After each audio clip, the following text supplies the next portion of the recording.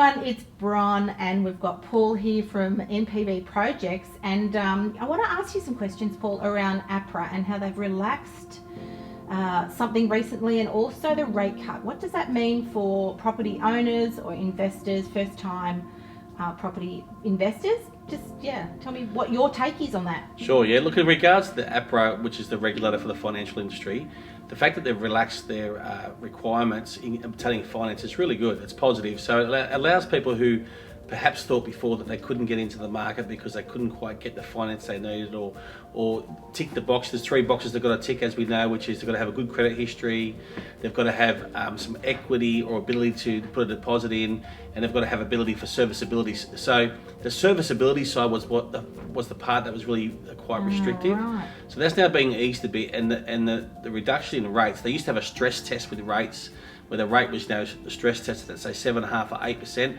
even though the advertised rate was 4%. In the background, your serviceability, the amount that you could pay back, was tested at say 7.5% or 8%. So with APRA starting to relax those regulations, what you'll see is that people will be able to afford to borrow maybe 50 to 100 grand more than they normally could have, or they would have before, which is great. Wow, that's huge. That's huge, yeah. So it gives you the ability to look at a broader range of properties that may be in your affordability range. It also is a really good time for people to go back and reassess their loans at the moment. So they might have been on a rate that's 5.25%, or they've been with their lender a long time and they just haven't checked their rates. So I strongly encourage people to check their rates, have a look at what they're paying. Are they on a fixed or are they on a variable? Is it principal and interest, or is it interest only? And just see what the cost of their money is. Because quite easily at the moment you can walk with your feet, you can vote with your feet, or you can simply ring up your lender and say, look, I've looked online, this finance is offering 4%, this you're giving me 5%, can I please have a reduction? So you don't even have to move, and they'll look at, say, fair enough, we'll reduce the rate if you're a good client. So my tip there is definitely check your rates, know what you're paying, know if they're fixed or variable, and then do something about it. Talk to someone, talk to a broker, talk to a financier, talk to us. Can I talk to you? Of course. So okay. as a qualified property investment advisor, we can look at their loans and say, okay, here's some opportunity for you, and then we can point them in the right direction as to whether they should go back to their bank or go to a broker, or go direct to their bank, or some other process. So we can definitely look at the structure of their loan, and we can look at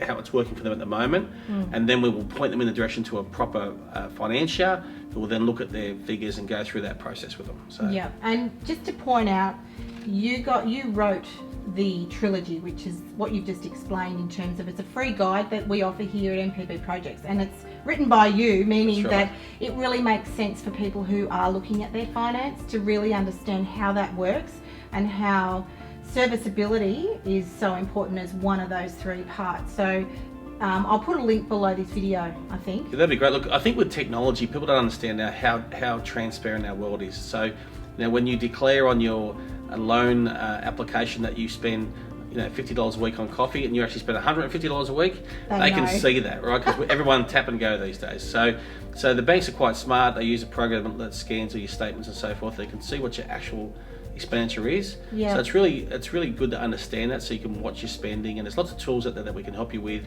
to make sure that you monitor your spending and you're putting saving away, real savings. And you can help with that, can't you? 100%. Yeah. Cool. So that's great. Cool, thanks. No worries.